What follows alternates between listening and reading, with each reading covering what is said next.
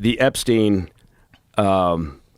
situation is going to be so disappointing to so many people now because I have this theory that nothing ever gets done in Washington, D.C., right? Investigations go to die there. Nothing ever happens. There's never any real consequences of any nature. And we got all sorts of things happening right now, right? So the Epstein case is just one of them. But right now you've got the Dems focused on Epstein because, they see there's just a good opportunity here to go after Trump, regardless of who else is in the files, right? And the Dems, I think, were worried for quite some time and didn't pursue it because, years back they were thinking, okay, Clinton's going to be embarrassed. We don't want that. Right. So, again, my point would be just release everything. I don't understand how, if you just look at the way that they handled this logistically, whoever thought, because the mob wants to eat, right? And they've been throwing red meat to the mob about Epstein files now for years. It's part of how they got elected. Right.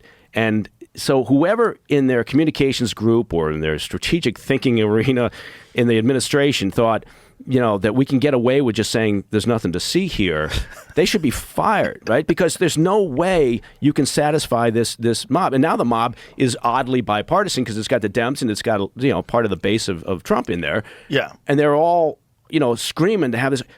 God damn it, just release this shit. Otherwise, this is going to be around like Martin Luther King and John F. Kennedy. And well, that's what's crazy. They did release more Martin Luther King documents, which is really crazy.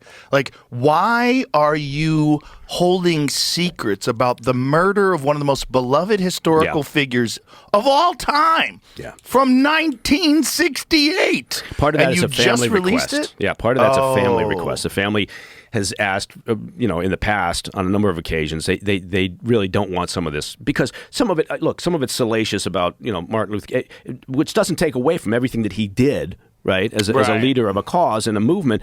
But some of it is, extramarital affairs. Yeah. Things along So those there's lines. been some push to be concerned about that. But yeah, now do the Epstein files. Well, they'll do it in the same amount of time, 56 years from now. Yeah. Just like they did with him.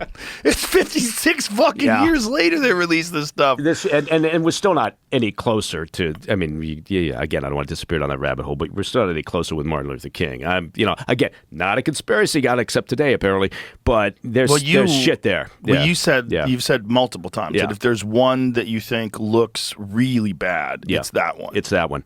But I going back to, I know I'm bouncing around here, but going back to the Epstein thing, I don't understand how they handled this so poorly, right? For Pam Bondi to come out and talk about the files and oh my God, right.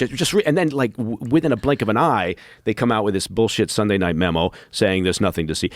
Do you think there's just a lack of coordination? Yeah, I do. Yeah, I do. that makes sense. I think it's a messaging problem is always kind of a key element of the Trump administration, whether it's this one or not. And now look, that's not I'm not knocking a lot of the policies. I like a lot of the policies that come out of this administration. This one in the previous, the first administration. But I'm just saying, a hallmark of a Trump administration is the ability to have a self-inflicted wound, shoot yourself in the foot because of messaging usually, right? Right. So I think they've done it again, and I don't see how they walk this back. They're trying to, I think, with this interview with Ghislaine Maxwell to say, look, we're trying, we're talking to her, But how does Pam Bondi say we have thousands of hours of footage, and then Kash Patel says we don't have anything that you're looking for? Yeah.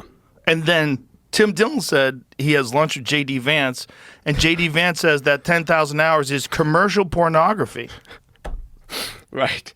Yeah. You think this freak show of Epstein wasn't like, it didn't have hidden cameras or wasn't taped and shit? Or what? I mean, come on. 100%.